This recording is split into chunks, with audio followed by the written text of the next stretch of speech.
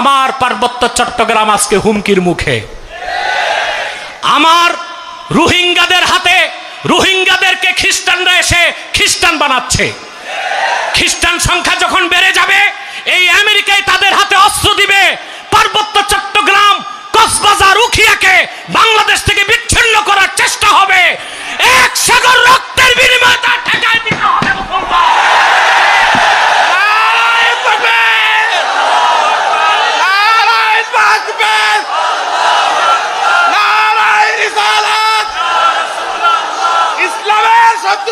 আমার ভাইয়েরা, যেভাবে বাংলাদেশে